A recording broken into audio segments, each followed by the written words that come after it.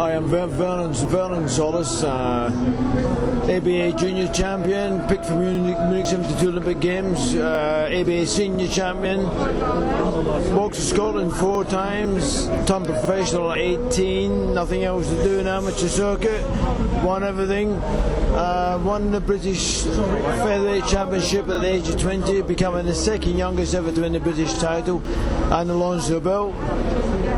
Manager was Bobby Neal, fought for the European title over 15 rounds, died in the 14th round due to lack of knowledge in them days of you must drink water, and it was dehydration. I was 11 rounds ahead, 11 rounds in front, and it was a relatively easy fight for me. And Elio Coutinho was my opponent from Italy, great fighter, but as I just repeat myself, in them days you were told not to drink the water as you get a stitch, and when you go travel 11 rounds, 9 rounds, you need to put water back in, otherwise you have what's now called dehydration, which I've learned from running many marathons and training for them. Plus, top neurologist in Harley Street explained to me the reason why I kept crashing out. It wasn't lack of stamina, which a lot of people thought, or overtraining. It was lack of a simple thing called fluid. What boxing did for me, and what it should do for every other young kid in the game, it teaches you discipline, self-discipline. It teaches you how to master yourself, how to, when you come up against the fence, you either go around it, under it, or over it. You don't walk away from it, you carry on. You must carry on, because life's all about that. You're going to have your ups and downs, and those who succeed then become better, a better person for it, and to a wonderful new life once you get over it. At the time I was picked to go to Munich 72, I was just 17. And they thought at the time, being from north of the border, that I was too young at 17, but I haven't proven to be the best one for the selection, having beaten all the English great fighters, Welsh fighters, Irish fighters. That I was the only one left that they couldn't say no to, so I was picked to go to Munich 72. 5 weeks prior to going to Munich 72, I was kicked out of the team for getting involved with the police for a misdemeanor at 17. By Christ! But in the same Olympics, the Americans let a guy out on a manslaughter charge, because their term was, we want medals. We're not interested in the politics, we want medals. And the chap who came out from prison in America went on to win the gold medal at flyweight for the Americans in 72. After not being able to go to Munich 72, I then turned professional at the age of 20 with my manager called Bobby Neal, and things went on from there, just got from strength to strength.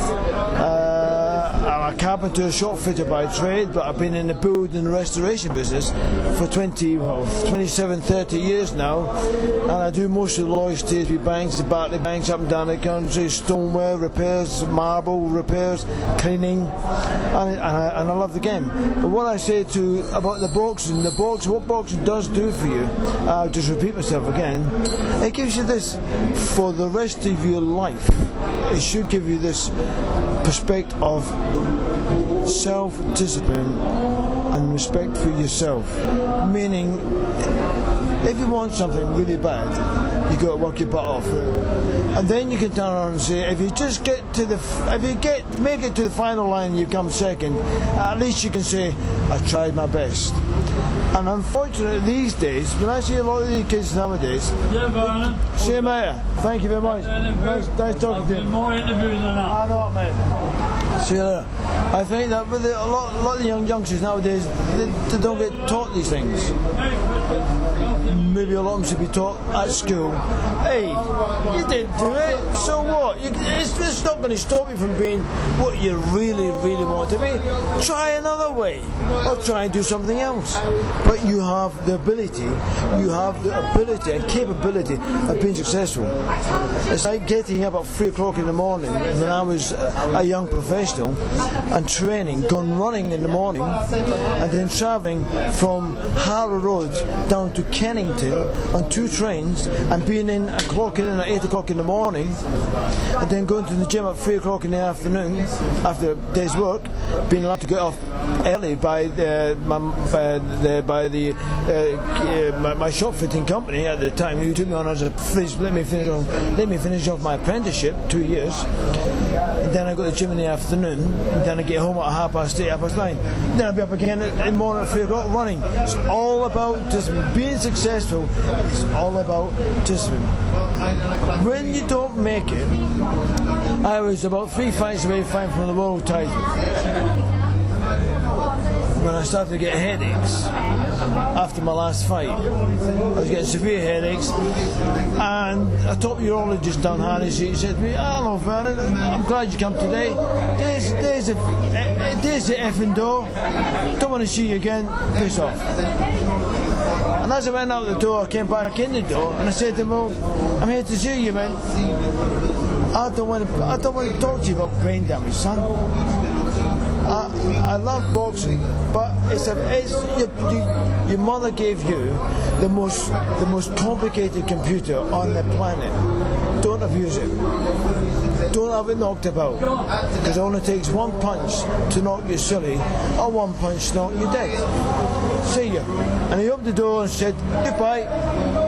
And I remember going home that day with a tear in my eye, having started boxing at the age of 9 years old, thinking at 23 years old I'm all washed up, and thinking to myself, what do I do now?